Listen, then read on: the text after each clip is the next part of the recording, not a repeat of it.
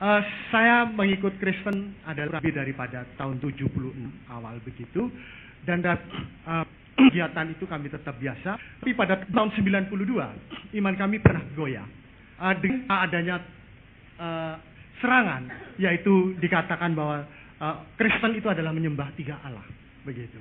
Perlu diketahui bahwa Madura adalah sebagai Serambi Mekah Timur, Pak, begitu, Pak. Salah satunya. Serambi Mekah Timur. Iya, Timur, Pak, begitu. Nah, oleh karena itu wajar kalau saya pada waktu itu goyah, bahkan sampai dibantu oleh para bapak pendeta dan penatua, tapi semuanya saya tolak. Itu karena dasar saya, alasannya sederhana, Pak. Karena dasar saya perlu dimaklumi dengan keterbatasan dan keawaman saya, bahwa saya tidak mau dibimbing dengan secara kekristenan, karena saya hanya menuntut satu. Wajar kalau semua Kristen menyatakan Yesus itu oke, yes, hebat dan sebagainya. Itu wajar. Saya tidak mau. Saya minta dijawab oleh justru di luar kekristenan, bahwa Kristen itu baik, memang betul, diakui dan lain sebagainya. Itu tuntutan saya pada Pak Pendeta saya dan penatua jemaat waktu itu. Nah, akhirnya itu tidak menjawab. Saya diberi kubu yang banyak, tetapi semuanya tolak. Karena saya hanya membutuhkan jawab di luar kekristenan saya.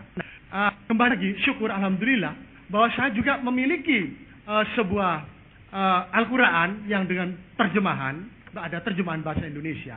Di situ terdapat di dalam surat Al-Anbiya, di antaranya semua dari ayat pertama sampai terakhir, di situ saya tertegun melihat beberapa kalimat-kalimat itu. Di antaranya bahwa tidak pun temukan dalam istilah Allah itu adalah saya.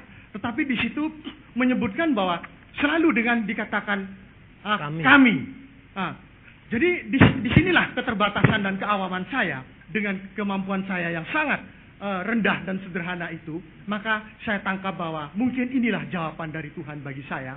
Sehingga disitulah saya mengartikan kalau memang Allah menurut mereka adalah satu, dan katanya menurut dia adalah das, tidak berubah, satu-satunya adalah satu, di kemana-mana pun tetap satu, maka kok mengapa dia tidak mengatakan saya? Jadi terjadi perbantahan di dalam pada waktu saya membaca itu.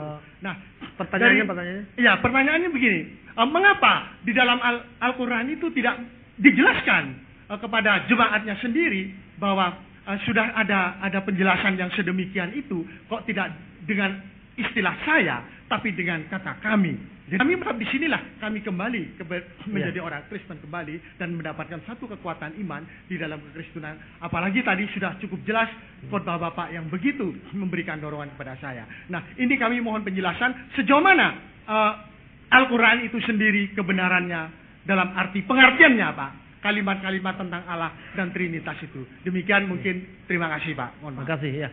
Mengenai istilah kami dalam kitab Al-Quran itu memang di dalam bahasa Ibrani juga kami atau kita, an-nahnu dalam bahasa Ibrani, dalam bahasa Arab nahnu. Itu sebenarnya di dalam sastra Timur Tengah, sastra Ibrani dan sastra Arab itu namanya pluralis majestatikus, artinya jamak kebesaran.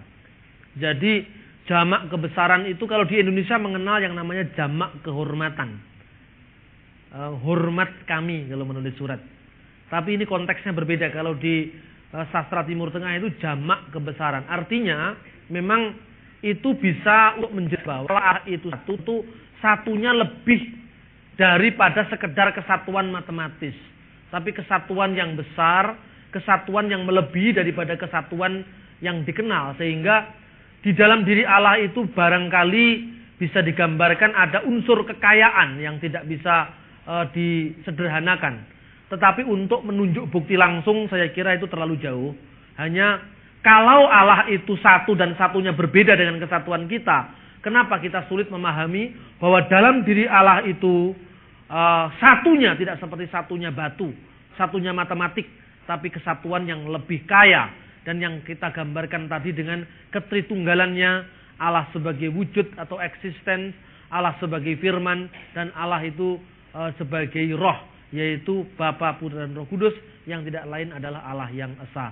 Untuk lebih lanjut saudara-saudara bisa sebetulnya pertanyaan ini saya tulis dalam buku ini, La ilaha illallah.